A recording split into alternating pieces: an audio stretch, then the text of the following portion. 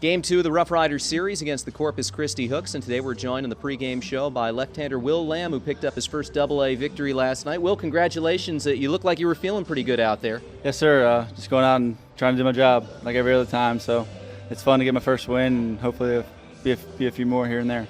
I'll tell you what, when you were first called up, I asked some guys on the team that had played with you in the past, and Jason Hart, our hitting coach, said, when we first saw him in Hickory, he was throwing gas, and then I don't really know what happened. So break it down, this journey that you've taken over the last couple of years where you were this super hard thrower out of Clemson, all of a sudden not throwing as hard, changing the arm slots up and down, starting the year and extended and back here. I guess first year when I signed, it was just, they basically told me when I got to Spokane, just go out and throw. There was nothing behind it, no pitching involved, just be an outfielder on a pitching mound. So that was easy.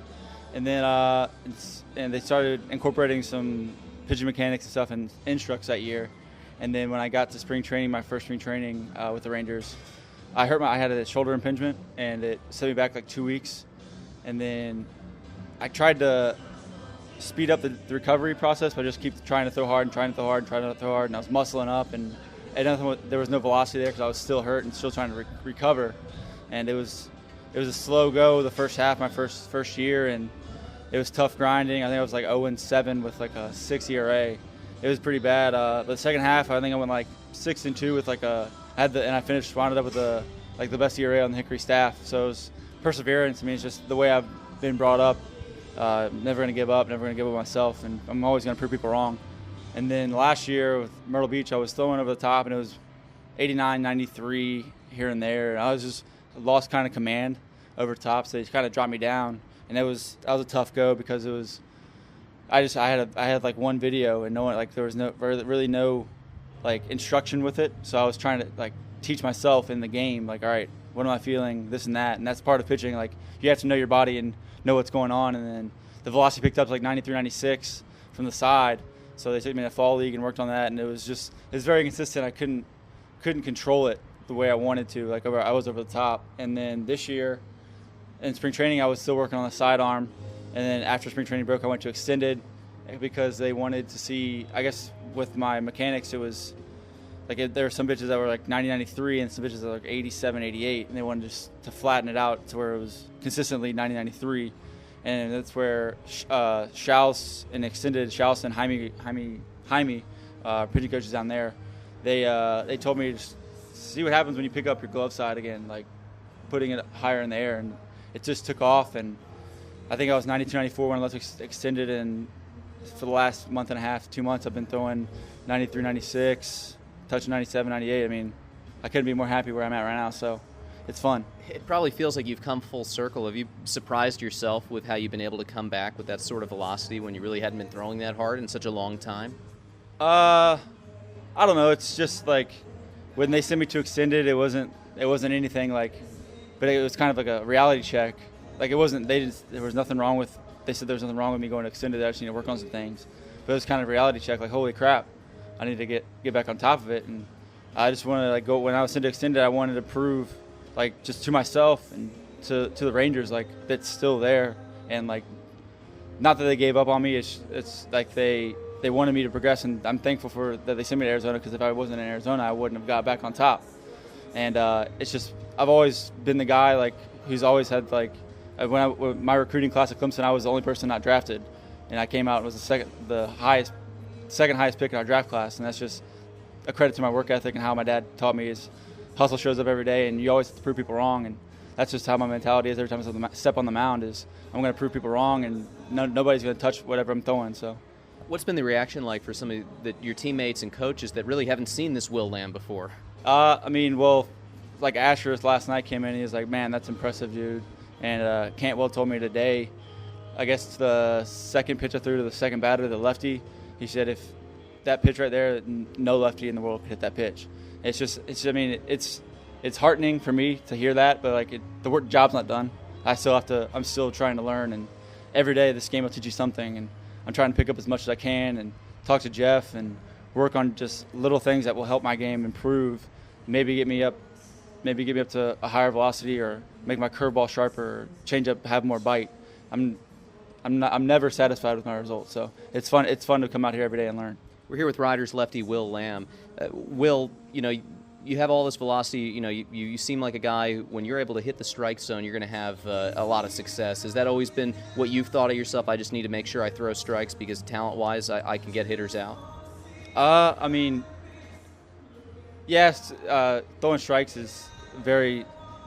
I think it's every pitcher's mindset. You have to throw strikes, but it's just mentality-wise. It's from my first year to last year to this year. It's just my mentality is completely changed, and it's when I step on the mound. I talk even if it's positive self-talk, or I'm right before I'm stepping on the mound. It's, hey, 1 through 9, none of these guys are going to hit anything. It's complete. When I'm on the mound and Pat calls pitch or Talise calls a pitch, there's 100% conviction in that pitch that I'm going to throw it with success. And if it gets hit, it gets hit. I mean, but in my heart, I knew that was the right pitch for that situation. And that's the only thing I'm worried about, is being 100% committed to every pitch, invested in every pitch. And then once that pitch is done, you move on. You can't get that pitch back after it's done. That's the biggest thing, is you have to have a short memory in this game. You can understand when a guy like Asher, huge, big guy, strong guy, is throwing as hard as he is. You look at you, and no offense to you, but 6'6", you're listed at 180. You look like a string bean out there. Where does that velocity come from? Is that just always what you've been blessed with, a live arm? I mean, I don't know. I played outfield in college, and I guess I kind of knew I threw hard. But when I got to Spokane, I guess I never had a radar gun on me, and there's 95, and I was like, wow, that's pretty cool. And then, I mean, what my dad has told me is just growing up, hey, you can teach people to throw hard, but when you get to that 95 plus range, that's God given. He touched your arm and said, that's for you. You don't squander an opportunity like that. And I'm just trying to make the most of it. So it's been nothing but fun back with all my old teammates. And Myrtle Beach and Hickory, and then Myrtle Beach last year was the exact same guys. The same team rolled over. And this year I was in Myrtle Beach again, and it was kind of a whole set of new guys. And I was kind of out of my element. I kind of kept to myself and talked to people here and there, but it was strictly business. I was just trying to get my work in and succeed and get out of here, because I knew all my buddies are here, and it's a fun environment here. These guys are great, and Frisco is a fun team. They're winning, and couldn't be more happy.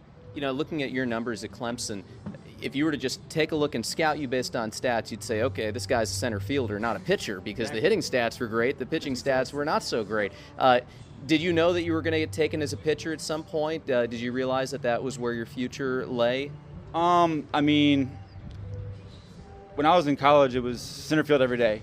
And then my sophomore year, it was, all right, we're going to start you in certain games. I was slated in the weekend sometimes, and I had a weekday start sometimes, but I'd always hit with it. And they threw me out there against number one, UVA, my sophomore year, and I went 7 innings.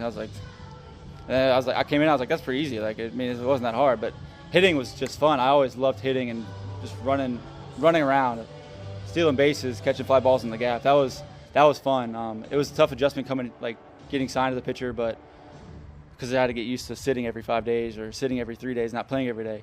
But I told teams when draft came, it was, hey, if you give me the money I want, I'll play whatever you draft me as. There was no ifs, ands, or buts. If you wanted me to be a pitcher and gave me the money, I would 100% do it. And the Rangers, I'm so thankful they picked me up, and it's been a blessing ever since. Your career's certainly taken off as a pitcher, but it sounds like at least a part of you, misses hitting and playing every day. Oh, yeah, I love hitting, especially when Pitcher's Beeps comes around. I love doing that. Put on a laser show. I tell the hitters when we do a Pitcher's Beeps, hey, bring your sunglasses out, laser show's about to start.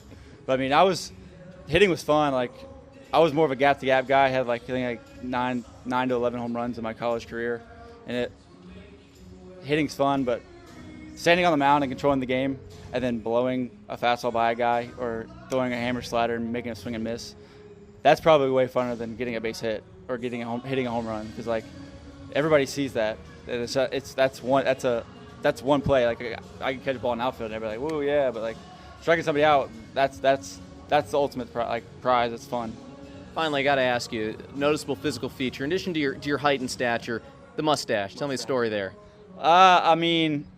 In spring training, I came in with a beard, and it looked really white trashy because it doesn't grow in like a full beard. Like I miss patches here and here, and it's pretty disgusting. And when I went to extended, my buddy Josh McAwee is in Hickory right now. He's like, dude, just shave all that off and just go with the soul patch and the mustache. It looked like Doc Holliday. And I was like, all right, I'll try it out. Shaved it off, and it's stuck ever since. And then the guys in Myrtle were like, hey, dude, you got to dye that black. And I was like, man. So I dyed it back, and it's a phenomenal mustache. I'm not trying to bag myself, but if you guys come out and watch Frisco game, you're not going to want to leave because the mustache is in the stands.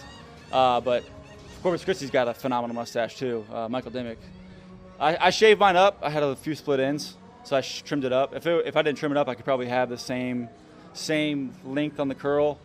But I enjoy it. The upper lip caterpillar is here to stay. Hey, between you and Michael Dimmick last night, it was a very fashionable game in terms of the mustache crowd. Will, great stuff last night. Thanks so much for the time. Yes, sir. Thank you. It's Will Lamb. We're back right after this here on the Frisco RoughRiders Baseball Network.